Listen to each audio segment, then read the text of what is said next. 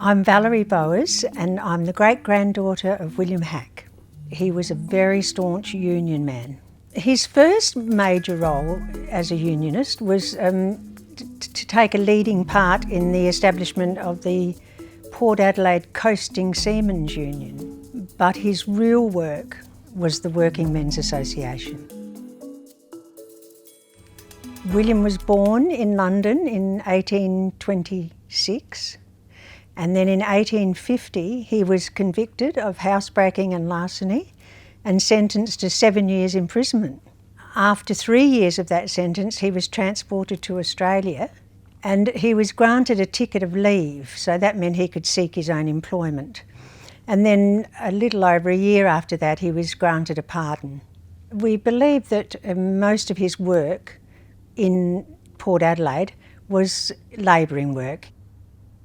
The Working Men's Association was established to protect the rights of wharf labourers.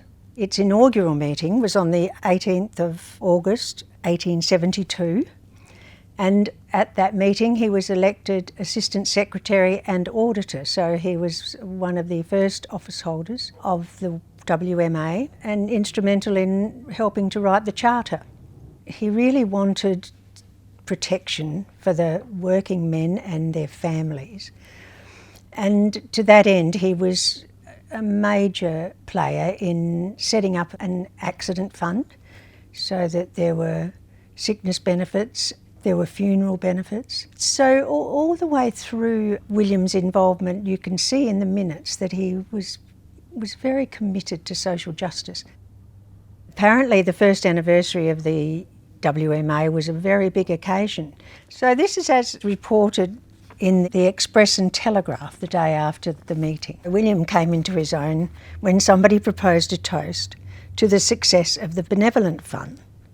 Mr. Hack responded and said this fund was formed to give assistance to distressed members who did not belong to other friendly societies. They contributed only 3p per week each, and this amount was found sufficient to give a vast amount of relief. They had banded themselves together for the good of all and required only a fair day's wage for a fair day's work. If their numbers continued to increase in the proportion they had recently done, they would find at their next anniversary the town hall would not be half large enough for them. And this was followed by cheers. He could be very persuasive and he knew what the members wanted to hear. William's time at the WMA was interrupted.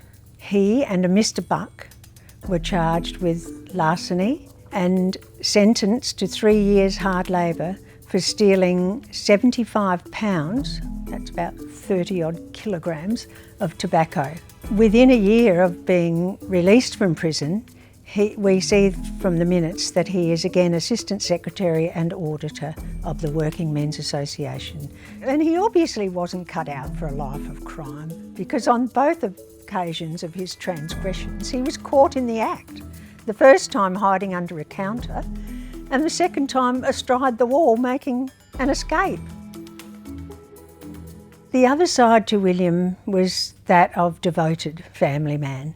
He wrote a letter in 1902 to his granddaughter Rose, and that letter's been passed down through the generations and is now very much treasured. Dear Rose, the winter's hard on us all, and you may judge how bad trade is when I tell you the WMA has been obliged to collect gifts of food, fuel and clothing, and the Trades and Labour Council also, for distribution among the starving poor of Adelaide and the Port. He died only about 8 months later, and when I think about my mother and her 5 sisters and their wonderful attitudes and values, I feel sure that those traits were handed down to them as well. If he was around today, the issues that we're still trying to resolve, like equality for women in employment and equal pay, he would be right in there working hard to achieve those ends. And fortunately, very many of his descendants are doing just that. We're all very proud of the fact that our great-grandfather's name is on the Workers' Memorial. And I don't think any one of us would ever walk or drive past that memorial without thinking of him.